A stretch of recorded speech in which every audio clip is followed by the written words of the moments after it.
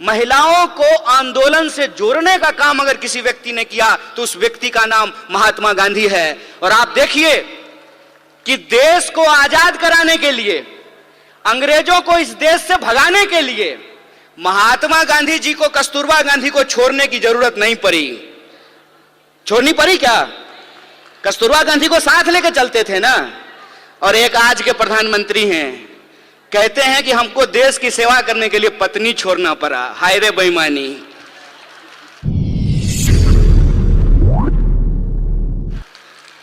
मेरी एक दोस्त है, उसने मुझे कहा एक दिन कि मुझे मोदी जी बहुत पसंद हैं। हमने कहा कि तुमको हम ना पसंद हैं यह बात कोई दिक्कत नहीं है, लेकिन तुमको अगर मोदी जी पसंद हैं तो एक बात हम तुमको कहना चाहते हैं, ईश्वर करें कि तुमको मोदी जैसे ही पति मिले। दूर से बात बहुत अच्छा लगता है, अपने पे जब अगर बात आ जाए तो उसका असर समझ में आने लगता है। आप मुझे बताइए, जो महिलाएं ये कह रही थी कि बृजभूषण जी ने कुछ नहीं किया, रह पाएंगी बृजभूषण के साथ? जीवन बिता पाएंगी उसके साथ? हमारे समाज में जो आज हो रहा है उसको हमको बहुत गंभीरता से समझने की जरूरत है। जो अधिकार हमको एक एक करके बिना लड़े मिल गए, इस देश में समान वोट के अधिकार के लिए कोई महिला आंदोलन नहीं हुआ।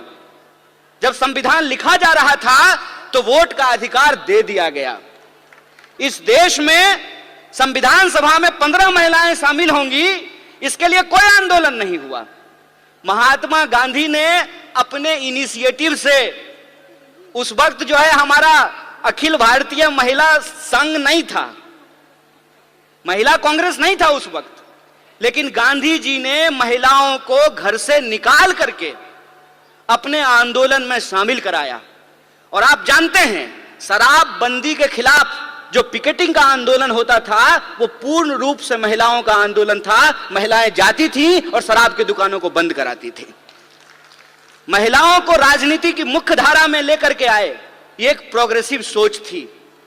प्रोग्रेसिव सोच के चलते संविधान सभा का ऐसे निर्माण हुआ जिसमें महिलाओं के प्रतिनिधित्व को सुनिश्चित किया गया। और यह प्रोग्रेसिव डेमोक्रेसी थी कि अमेरिका में आज तक, अमेरिका कहता है ना कि हम दुनिया का सबसे मॉडर्न देश हैं, मॉडर्निटी का ठेकेदार हैं। अमेरिका में आज तक कोई महिला राष्ट्रपति नहीं बन पाई है, और हमारे यहां महिला राष्ट्रपति बनी और उसी आधार पे भाजपा को कहने का यह हक मिला कि हम एक आदिवासी को राष्ट्रपति बना रहे हैं। बोलिए, लेकिन प्रश्न यह है आज हमारे सामने कि एक आदिवासी को अगर इस देश का राष्ट्रपति बनाया गया है तो मणिपुर में जब अत्याचार हो रहा था तो माननीय राष्ट्रपति ने अपने मुंह पे क्यों चुप्पी साध रखी है? यह राजनीतिक चुनौती है। इस राजनीतिक चुनौती को हमको समझना पड़ेगा और हम यह बात समझें कि विंग बनाने का यह मतलब नहीं होता है कि हम गुलदस्ता हैं, कि नेताजी आने वाले हैं तो 4 महिला को बुला करके वंदे मातरम गवा देते हैं। हम गुलदस्ता नहीं हैं कि भीड़ में जो है आप आगे में 4 लोगों को बिठा करके हमको सजा दीजिएगा। हम तेज पत्ता हैं कि बिरयानी में ऊपर से डाल दीजिएगा और जब खाने लगेगा तो निकाल दीजिएगा। यह प्रतिनिधित्व का सवाल है। प्रतिनिधित्व के सवाल को हमको सीरियसली लेना पड़ेगा, और अगर हम सीरियसली लेते हैं तो प्रश्न आता है पॉलिटिकल कल्चर का। आपने देखा, सारी जो एंकर हैं वो टीवी पे क्या कर रही हैं? वो कह रही हैं कि मणिपुर पे आप बोल रहे हैं, राजस्थान पे नहीं बोल रहे हैं। अरे राजस्थान क्या, दुनिया के किसी कोने में अगर महिलाओं के ऊपर कोई अत्याचार होगा तो बिना किसी राजनीतिक लाग लपेट के उसके ऊपर सवाल खड़ा करेंगे, उसके खिलाफ बोलेंगे, ये हमारा हक है। आप ये व्हाट अबाउट रीच कर रहे हैं।